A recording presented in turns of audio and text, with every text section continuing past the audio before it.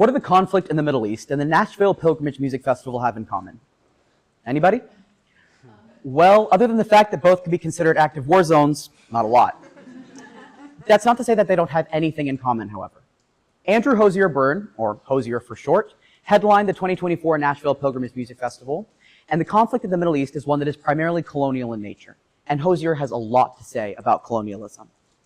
As we watch the modern-day effects of colonialism play out in the Middle East, I believe that it's helpful for us to look retrospectively at the ways that it's impacted cultures in the past. And I think that one of the most interesting ways that we can do that is by looking at art. In this case, Hosier's art. I've been listening to Hosier for about 5 years now, and it's been fascinating to watch the way that his music has evolved and interacted with current events, especially as they relate to modern-day colonialism.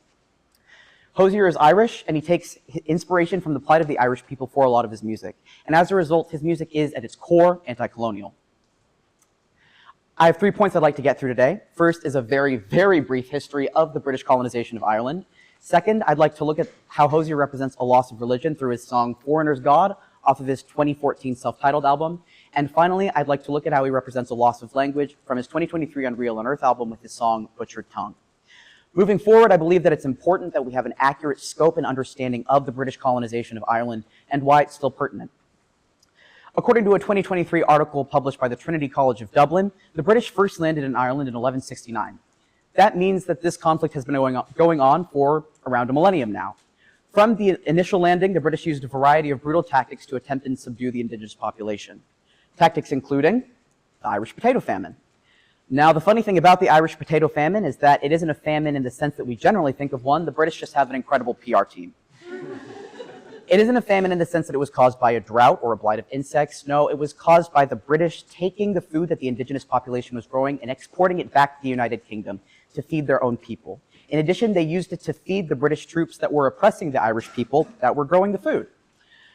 According to a 2022 article from the UK National Archives, Britain was split after a 2-year conflict in June of 1921. It was split into the Republic of Ireland and into Northern Ireland. Now, the Republic of Ireland is its own sovereign nation, but Northern Ireland is still controlled by the United Kingdom. That's not to say that the conflict ended there, however.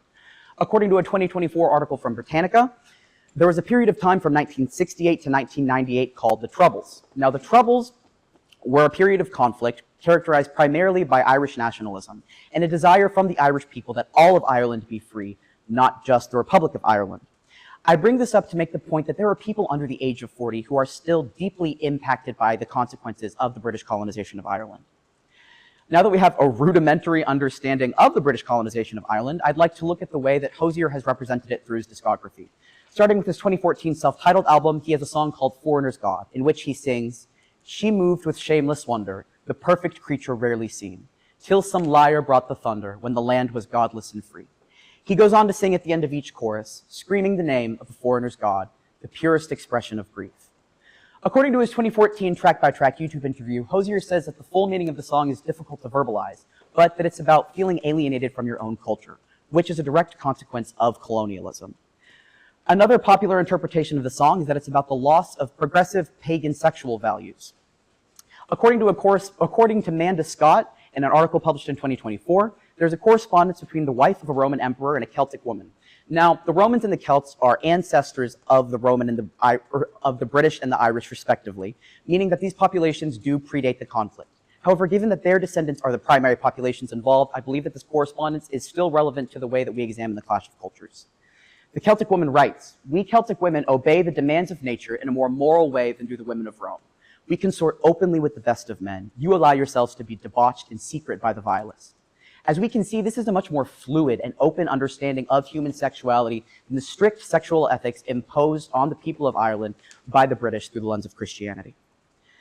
Now that we've taken a brief look at the loss of religion, I'd like to look at the way that Hosier represents the loss of language from his song Butchered Tongue off of his 2023 Unreal on Earth album.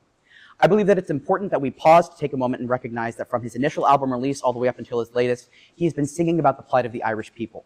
This career-spanning passion is indicative not only of Hosier's deep care for the subject, but it also lends credibility to his art. This song is about the loss of the Irish language as a result of the British colonization of Ireland.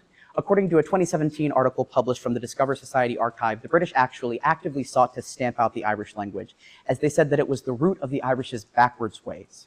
We know today, of course, that the Irish's ways weren't backwards, they were just foreign from the British and thus deemed lesser.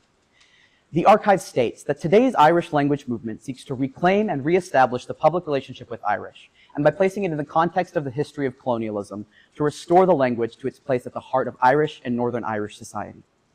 Tying this back to Hosier, he sings in butchered tongue, a butchered tongue still singing here above the ground. This line is a reference to Hosier's own efforts to not only learn but to practice the Irish language, despite the British's past violent efforts to eradicate the language and thus force the indigenous population into conformity with Anglo-Saxon culture. He goes on to sing, "The ears were cut from their men if the pitch cap didn't kill them. They are buried without scalp in the shattered bedrock of our home."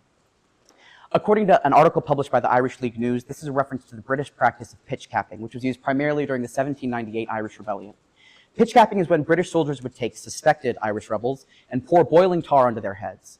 If the shock of that initial injury didn't kill them, they would then rip the cooled tar off, scalping the rebel and killing them at that point.